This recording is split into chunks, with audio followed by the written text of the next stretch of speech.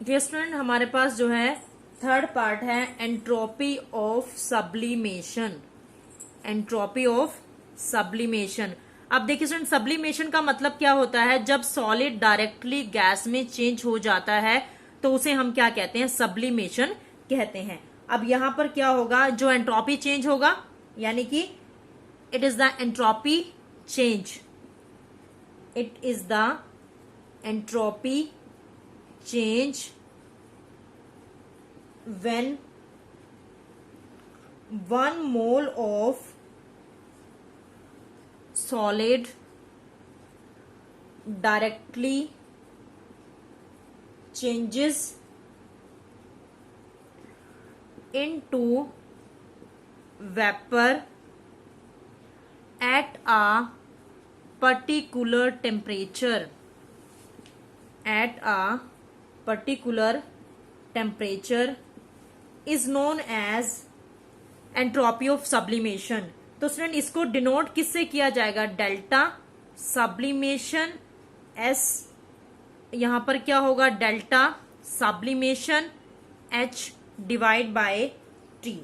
ठीक है स्टूडेंट, यानी कि एंट्रोपी ऑफ सब्लिमेशन क्या है? जब सॉलिड, आपको पता है अगर हम घर में कैम्फर यूज करते हैं, मतलब कपूर को जब बर्न करते हैं तो वो सीधा सॉलिड से गैस में चेंज हो जाता है, मतलब कि उसमें कोई भी रेजिड्यू जो है वो नहीं बचता। तो वहां पर जो चेंज होगा एंट्रोपी में, क्योंकि आपको पता है गैसेस में एंट्रोपी ज्यादा होती है, रैंडमनेस ज्यादा होती है, तो एंट्रोपी जो है गैसेस की ज्यादा हो जाएगी, और जो एंट्रोपी चेंज आप मेजर करेंगे that is known as entropy of sublimation. It is noted by delta sub S. और ये हमारे पास जो है एक्सप्रेशन है इसका। तो स्टूडेंट ये हमारे पास 3 टाइप की जो है एंट्रोपी चेंजेस थे। अब हम बात करेंगे कि अगर डेल्टा एस जो है, अगर हमारे पास डेल्टा एस क्या होगा? टोटल अगर पॉजिटिव है, ठीक है, हमारे पास कुछ कंडीशन है कि अगर डेल्टा एस पॉजिटिव है तो रिएक्शन क्या होगी। ठीक है स्टूडेंट, ये कंडीशंस बहुत इंपॉर्टेंट है, आप ध्यान रखेंगे। तो आप यहां पर लिखेंगे if delta S total is positive. अगर डेल्टा एस टोटल क्या है? पॉजिटिव है, then the process is spontaneous. Then the process is spontaneous. तो प्रोसेस क्या होगा? स्पॉन्टेनियस। अगर डेल्टा एस नेगेटिव है, डेल्टा एस जो आपका टोटल निकला है वो क्या है? Is negative. तो क्या होगा process? then the process is non spontaneous। then the process is non spontaneous। तो प्रोसेस क्या रहेगा? नॉन स्पॉन्टेनियस रहेगा। और थर्ड, ये तो फर्स्ट कंडीशन थी स्टूडेंट, ये सेकेंड कंडीशन थी। अब हमारे पास थर्ड कंडीशन आती है, अगर डेल्टा एस टोटल 0 है। क्या है?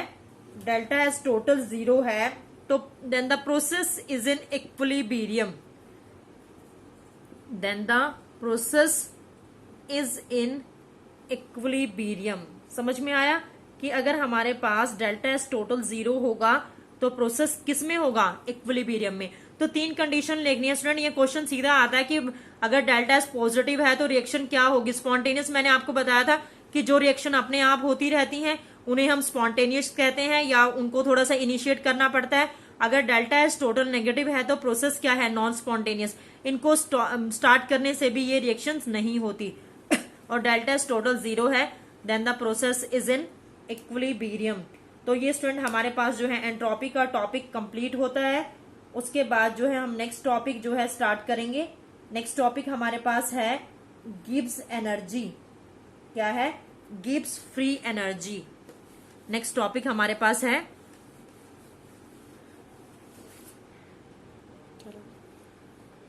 ये स्टूडेंट नेक्स्ट टॉपिक हमारे पास है गिब्स फ्री एनर्जी। क्या है? Gibbs free energy. स्टूडेंट ये भी जो है स्पॉन्टेनिटी को चेक करने के लिए जो है की जाती है। तो this is, it is another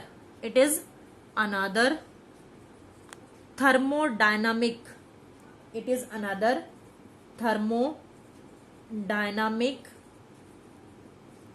quantity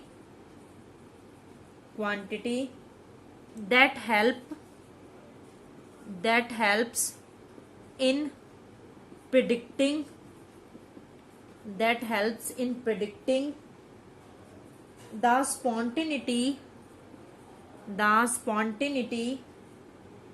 of a process, spontaneity of a process, ठीक है, spontaneity of a process, यानी कि ये हमें क्या बताती है, क्वांटिटी स्पॉन्टेनिटी के बारे में बताती है। तो स्टूडेंट इसको डिनोट किया जाता है कैपिटल जी से, it is denoted by capital G, ठीक है। तो यानी कि जी हमारे पास क्या है, H माइनस टी एस, क्या है जी हमारे पास, H माइनस टी एस, ठीक है। तो ये H माइनस टी एस है, तो यानी कि आप क्या कह सकते हो, सब्सट्रैक्शन ऑफ एंथैल्पी, ठीक है, and product of temperature and entropy is known as, क्या होगा, एनर्जी। तो इसको डिफाइन कर सकते हैं, it is defined as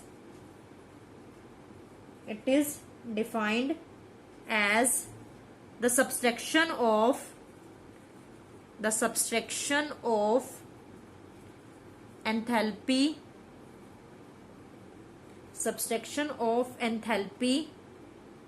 and product of temperature and entropy is known as Gibbs free energy. तो स्टूडेंट जी हमारे पास क्या है, गिब्स फ्री एनर्जी। तो जल्दी से इसको नोट डाउन कर लें, उसके बाद मैं आपको बताती हूँ कि जी को क्या कहते हैं और एच को और टी और एस को, ठीक है, यहां तक नोट डाउन कर लें। अब देखिए स्टूडेंट जी को हम कहते हैं गिब्स एनर्जी, जी को क्या कहेंगे आप, Gibbs free energy, you can say that, Gibbs free energy. T is the temperature, T क्या होगा, टेम्परेचर होगा, और एस क्या होगा, एंट्रोपी होगा, ठीक है, एस क्या होगा, एंट्रोपी होगा, ठीक है स्टूडेंट, सबको समझ में आ गया। अब हम बात करते हैं change in gives free energy, ठीक है, किसके बारे में बात करेंगे, चेंज इन गिव्स एनर्जी। तो देखिए हम यहां पर बात करेंगे change in gives free energy.